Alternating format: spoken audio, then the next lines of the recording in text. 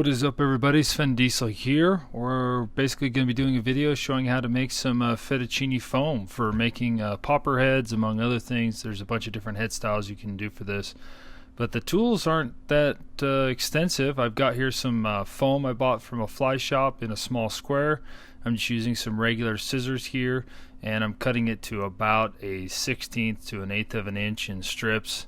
You can see that you can cut it this way. You could also cut it the other way.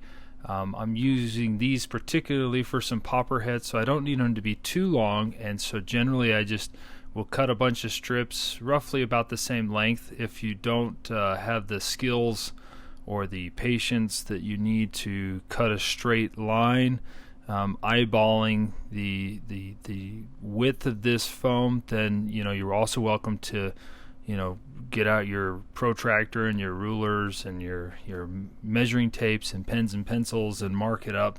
But as you can see, I'm really just eyeballing this. They don't need to be perfect. If you want them to be a perfectly cut, they also sell this in the fly shop. But you can see I'm making this head material relatively fast, not using a bunch of material. I bought this foam here. This is 2mm foam. You can also, I guess you could do it in 4mm or 6mm, but the 2mm is what I generally use. And you can see I've made a bunch of strips here in a minute.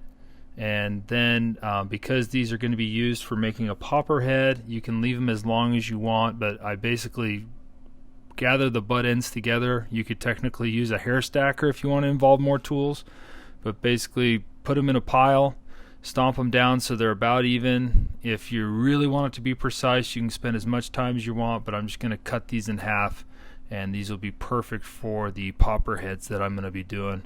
Now, this is some foam from a craft store that I've just made in a similar size to those that I just did, and I'll show you another technique using this nice tool I picked up from the craft store. Basically, just turn the safety off, use your ruler, and just use the edge and slide us up against it. Make sure you're using like a cutting mat underneath. Don't do this on your nice wood desk or your wife's dining room table. You want to make sure you got something underneath, so one, you're not ruining the table, but secondly, you're not ruining the blade.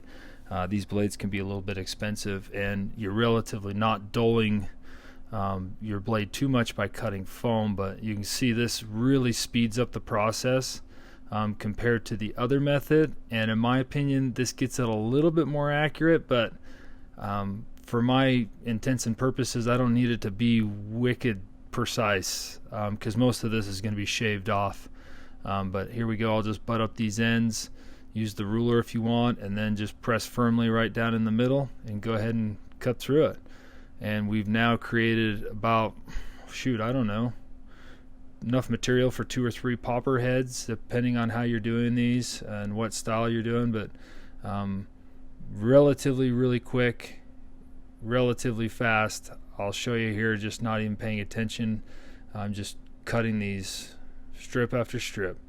The advantage to doing this, you can cut them as long as you want, as short as you want. I could cut these into technically thirds for when I'm doing popper heads, but it makes it a little easier to work with when they're a tad bit longer, and I feel like I'm not wasting too much material.